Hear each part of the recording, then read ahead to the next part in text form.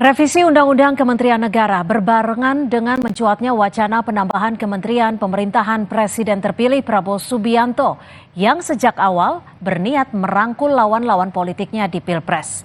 Apakah revisi undang-undang sudah demikian urgent ataukah revisi undang-undang kementerian sekedar mengakomodasi kepentingan politik Prabowo dan partai pendukungnya? Sudah ada Ketua Komisi Pemerintahan DPR sekaligus Wakil Ketua Umum Partai Golkar Ahmad Doli Kurnia Tanjung serta pakar hukum tata negara Bivitri Susanti. Selamat petang Bang Doli dan Mbak Bivitri, terima kasih sudah bergabung bersama kami di Kompas Petang. Bang Doli, ada usulan ini dalam RUU revisi jumlah kementeriannya dihapus dan diserahkan sesuai kebutuhan. Ini sebenarnya sudah se-urgent apa sih? Ya, kalau soal materinya, saya kira kita jangan dulu bicara materinya, ya. Saya mau menjelaskan, ya, bahwa kami di Komisi 2 sebenarnya dari awal periode itu kan kami diminta ya semua AKD itu menyusun daftar apa kira-kira undang-undang yang perlu disempurnakan di periode ini. Nah, kami waktu itu mengusulkan ada 37 daftar, ya. Dan ada beberapa undang-undang yang kami sebut adalah bagian dari penyempurnaan sistem politik dan sistem pemerintahan kita. Dan itu salah satu termasuk adalah undang-undang kementerian, undang-undang nomor 39 tahun 2008. Nah, kenapa waktu itu kami masukkan? Ya, karena kami menganggap ini undang-undang kan sudah, kalau dihitung dari sekarang 16 tahun. Ya. Tentu kalau kita bicara tentang soal perkembangan dunia, perkembangan zaman, itu 16 tahun itu kan bukan waktu yang singkat. Ya, 2 tahun 3 tahun aja perubahan sudah banyak terjadi gitu. Nah, oleh karena itu saya kira kami menganggap itu perlu diupdate, ya, mengikuti perkembangan situasi sekarang dan 5 tahun 10 15 tahun yang akan datang. Tentu kan program atau situasi dan kemudian latar belakang program kebutuhannya kan berbeda 16 tahun lalu dengan yang sekarang dan 10 tahun yang akan datang, ya. Nah, oleh makanya waktu itu kami mengusulkan ini segera juga untuk dimasukkan dalam perubahan di periode ini. Nah, terakhir kemudian kan ada situasi yang juga berkembang. Pertama, tiba-tiba ada usulan dari asosiasi hukum tata negara segala macam itu tiba-tiba nyebutin angka 40, ya. Dan kemudian disitulah mulai kemudian muncul respon-respon pro dan kontra, ada yang bilang nih soal akomodasi politik dan segala macam itu. Tetapi teman-teman Balik kemarin waktu menyisir programnya, ada putusan Mahkamah Konstitusi yang memang harus ditindaklanjuti dengan perubahan undang-undang. Ya, waktu kemarin ada yang mengajukan judicial review tentang soal wakil menteri dan segala macam itu yang mengharuskan memang tidak perlu dibatasi, itu hak prerogatifnya presiden gitu. Nah, ini kan di DPR artinya baru proses awal, ya. Kami pun di Komisi 2 kemarin agak terkejut juga prosesnya tiba-tiba muncul di paripurna diserahkan ke Balik. Nah, tinggal tiga kalau namanya proses undang-undang itu kan memang harus ada inisiatifnya dulu. Oke, artinya meskipun ini baru awal, ini tidak untuk memenuhi atau mengakomodasi para pendukung sebelumnya. Saya berharap dengan revisi undang-undang, ya, saya ini termasuk orang yang kalau merevisi undang-undang itu harus melalui pembuat undang-undang, ya, DPR dan pemerintah. Kenapa? Karena kalau diserahkan pada pembuat undang-undang, ini kan prosesnya memang harus memenuhi semua ya unsur material dan segala macamnya, ya. Jadi harus ada menyusun naskah akademik dulu, harus ada uji publik dan segala macam itu, ya.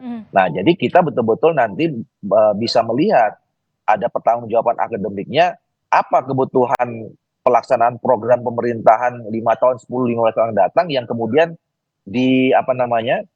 dituangkan dalam susunan struktur pemerintahan atau kabinet. Nah, itu yang saya kira penting. Nah, sekarang baru mulai teman-teman Balik nyusun inisiatif, ya, sebagai inisiatif DPR, udah disetujui tadi, kemudian sampaikan ke paripurna, nanti kita tunggu mau diserahkan ke siapa kan gitu. Oke, saya ke Mbak Bivitri. Mbak Bivitri, kalau Anda membacanya seperti apa? Apakah ini memang efisien, sudah urgent untuk menciptakan good governance? Ya, ini yang saya kira harus kita bedah ya. Jadi memang sedikit saya ceritakan dulu, pada 2019 sebenarnya kami, para dosen-dosen hukum tata negara dan hukum administrasi negara, mengadakan konferensi nasional hukum tata negara yang isinya memang salah satunya adalah rekomendasi untuk merevisi soal kementerian ini. Tapi justru usulan kami adalah harusnya dibuat lebih efisien, lebih kecil. Karena secara konstitusional, misalnya ya, secara konstitusional dulu nih, Undang-Undang Dasar kita itu kan memang mengatur di pasal 17 tentang kementerian. Kalau kita cek dari nomenklatur yang diatur langsung dalam Undang-Undang Dasar maupun urusan yang diatur dalam Undang-Undang Dasar, sebenarnya yang disyaratkan ada itu hanya 12. Nah, tapi memang di Undang-Undang Kementerian Negara, kebetulan tadi saya baru diskusi dengan para perumus konstitusi 99/2002, dibuatkan 30, dipikirkan memang 34, itu karena ada berbagai alasan begitu ya. Tapi memang tidak dipikirkan untuk sesuatu kabinet yang terlalu besar. Karena kita juga jangan keliru untuk melihat bahwa kesuksesan suatu organisasi itu tergantung pada besarnya jumlah kepengurusan. Karena sebagai perbandingan kan misalnya yang sudah sering disebut saya kira ya belakangan hari ini di Amerika Serikat yang jumlah penduduk maupun wilayahnya hampir sama dengan Indonesia itu hanya 15 kementerian. Nah, kita punya sekarang 34 begitu. Kemudian waktu itu juga kami misalnya minta ada evaluasi apakah betul kementerian koordinator misalnya memang betul dibutuhkan. Nah, jadi hal-hal seperti itu kalau memang perubahannya adalah di soal-soal yang sifatnya membuat kabinet itu lebih efektif dalam hal kewenangan dan juga efisien, maka bisa saja kita diskusikan sama-sama. Tapi buat saya pokok soalnya bukan di jumlah kementerian sama sekali.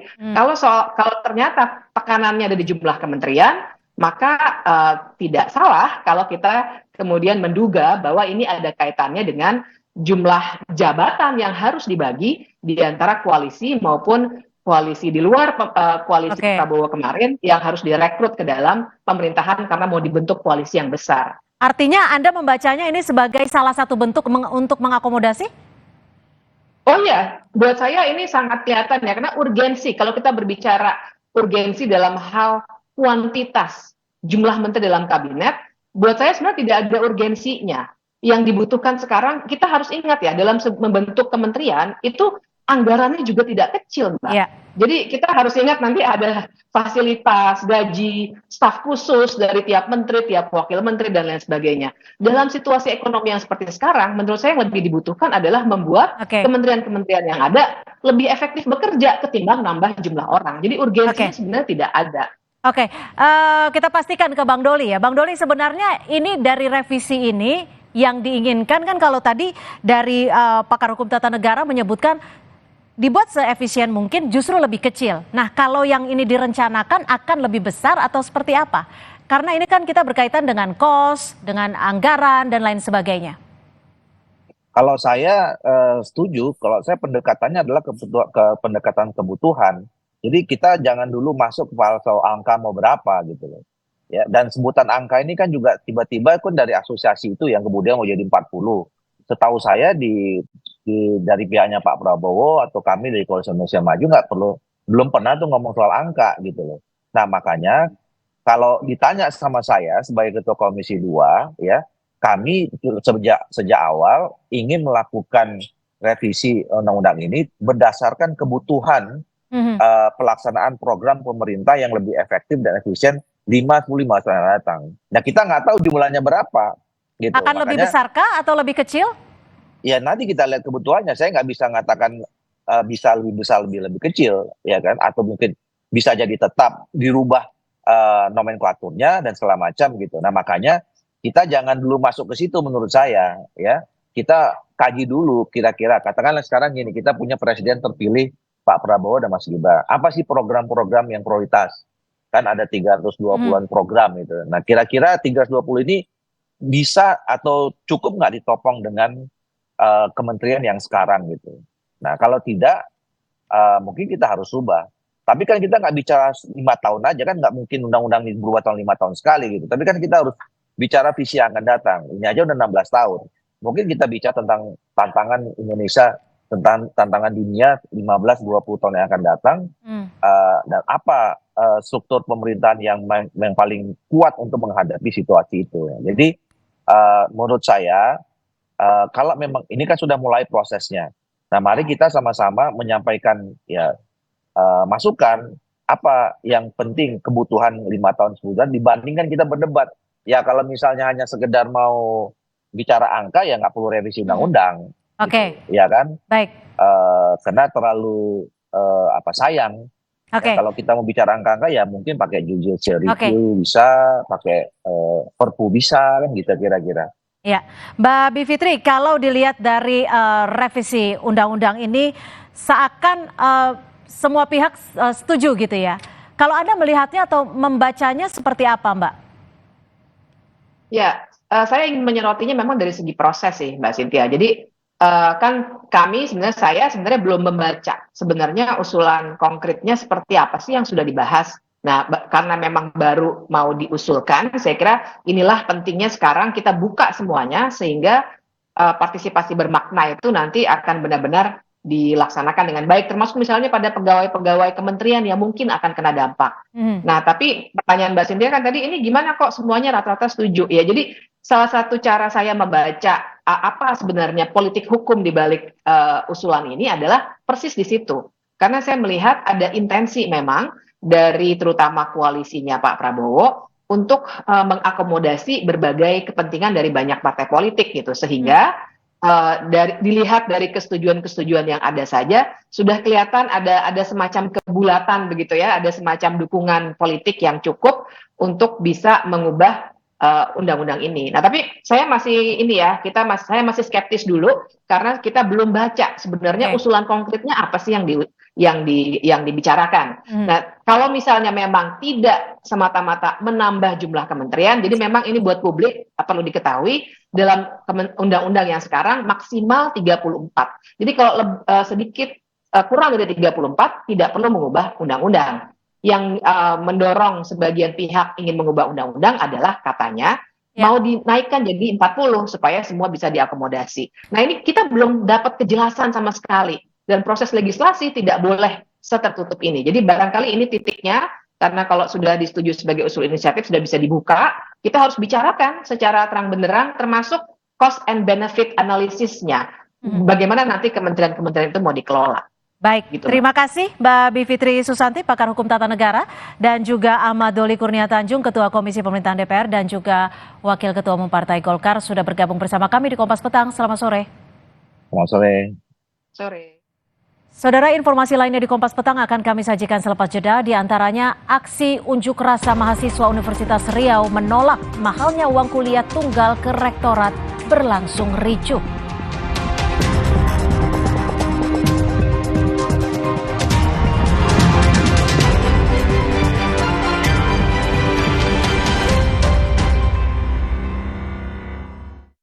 Pasang mata akan tertuju pada mimpi untuk menjadi nomor 1.